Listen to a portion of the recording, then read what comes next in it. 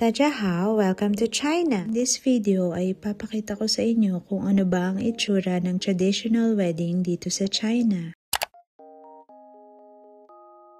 Today is our wedding day. At dahil nga nakatira kami sa iisang bahay, 2:30 pa lang ng umaga ay kailangan ko nang gumising at umalis para mag-check-in sa isang hotel. Kinailangan ko nga mag-check-in sa isang hotel para doon na ako make-upan at ayusan. Hindi din kasi nila magagawa yung ibang traditions nila kung nasa iisang lugar lang kami. Nandito nga rin pala yung mami ko nung kasal namin para man lang kahit isa sa magulang ko ay masaksihan yung kasal ko dito sa China. After nga ako make-upan ay ganito na yung kinalabasan. Gandang-ganda talaga ako sa way ng pagmi-makeup nila dito. Habang nasa hotel nga ako, si James naman ay busy na nag-aayos at nagpre-prepare para sunduin na ako. Isa sa tradition nila dito ay ang pagbibigay ng Chinese parents na regalong pera sa kanilang anak on his wedding day. For them, marriage is a major event. Kaya naman every Chinese parents ay talagang pinaghahandaan at pinag-iipunan nila ito, especially for their son. Di uso yung material na regalo dito, kaya naman even friends and relatives, cash yung nireregalo nila. Nung nakaayos na nga si James ay kasama niya na yung bridesmaid at yung best man niya para sunduin ako.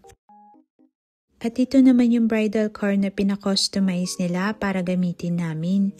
Sa countryside nga pala yung hometown ni James. As priority din nila dito yung kasal ng lalaki. Kaya kung ikaw yung babae, ikaw yung mag-a-adjust kasi kailangan dun kayo ikasal sa pinaka-hometown niya. Nagulat pa nga ako kasi ako lang naman yung susunduin pero napakaraming sasakyan pa yung pumunta. Nakakatawa nga kasi one of their traditions ay ang pahirapan ng groom na buksan ang pinto bago makita ang bride. And finally, the long wait is over! Then after niyan ay kailangan naman namin gawin yung iba nilang traditions like yung paglalagay ng ribbons, pagsusuot ng pula at dilaw na medyas, at ang pagkain ng iba't ibang prutas for a peaceful marriage life. And syempre, hindi mawawala si mommy. Then after that, ay nagpicture taking muna kami bago umalis. Isa pa nga sa nakakatawan tradition nila ay kailangan buhatin ng groom ang bride hanggang sa sasakyan. Hindi daw kasi pwede malapat yung paa ng bride sa sahig hanggat hindi nakakarating sa bahay ng groom. Grabe, sobrang nakakaawa siya dyan kasi hindi ko talaga alam kung paano niya ako nabuhat. At isa nga to sa pinaka-favorite part ko ng kasal namin. Paano ba naman? Grabe yung courtesy ng mga tao dito kapag may kinakasal. Hindi mo nakakailanganin ng traffic enforcers para magmando sa kalsada dahil sila mismo ang mag-giveaway para sa sasakyan ng ikakasal. Tignan nyo nga, ang linis tignan, diba? Hindi rin naman kalayuan yung hotel sa bahay nila James. Mga 20 minutes lang, ganun. Sa dowry naman, wala po kaming tinanggap galing sa pamilya ni James. Sabi po kasi ng daddy ko, hindi naman daw niya ako pinagbibili. Ang importante, maging masaya lang kami.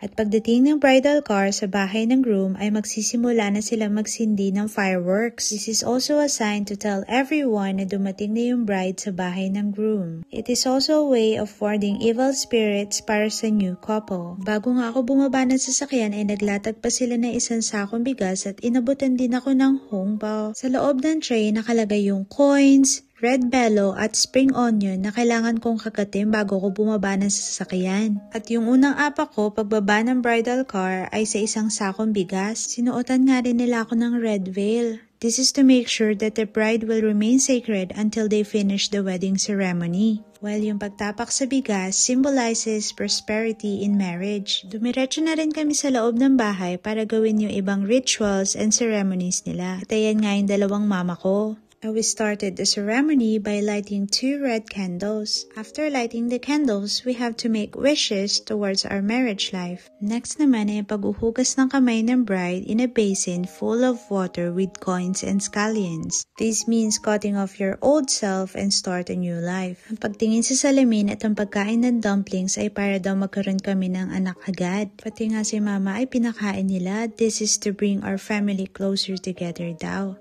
After ng rituals and ceremonies sa loob ng bahay ay lumabas naman kami para sa wedding program. Simple lang din yung naging theme and yung decorations nung kasal namin. Marami nga kami napasaya dahil first time pala nila makakita ng foreigner at Chinese na ikakasal sa lugar nila. Nakaka-overwhelm nga masyado yung pagtanggap nila sa akin eh. Sa unang part nga ng program ay inintroduce muna kami pati na rin yung parents namin. Dito nga rin sa part na to, naramdaman ko yung init ng pagtanggap nila sa amin. Yung tipong kahit hindi sila nagkakaintindihan, ay makikita mo naman sa kanila kung gaano sila kasaya. After that, ay pinaupo na nila yung parents namin para magsimula na kami mag-bow sa kanila ng 3 beses. And this is to show respect and gratitude para sa maayos na pagpapalaki nila sa amin. Pagkatapos niyan ay ang paglalagay naman ng bride ng bulaklak sa ulo ng biyenan niyang babae. Sabi nila kapag gusto mo daw ng anak na babae, kailangan mo daw ito ilagay bandang kaliwa at kapag lalaki, bandang kanan. At kapag gusto mo naman ng twins, sa gitna. After ko maikabit yung bulaklak sa ulo ni mama, ang kapalit naman nun ay ang pagbibigay niya sa akin ng cash. This means that I am 1 in a million and she's giving me the blessing. And then we have to light another candle for our prayers and wishes as a newlywed couple. After that will be the wine toasting. This reflects the unity of the husband and the wife, promising that we're gonna have the same heart forever. This also symbolizes the beginning of a better life for the newlywed couple.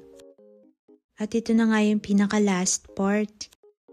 Ito yung pagbabaw namin ng 3 beses sa isa't isa, with a promise that we're gonna take care, love, and respect each other forever. Dito ako sa last part pinakakinilabutan at naiyak. Dito pa lang nag-sink in sa akin na shit, kasal na ako. Pero deep inside sobrang saya ko dahil alam ko hanggang dulo tamang tao yung napili ko.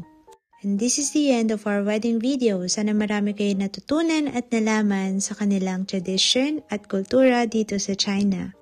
Paalam, goodbye, 再见! See you on my next videos!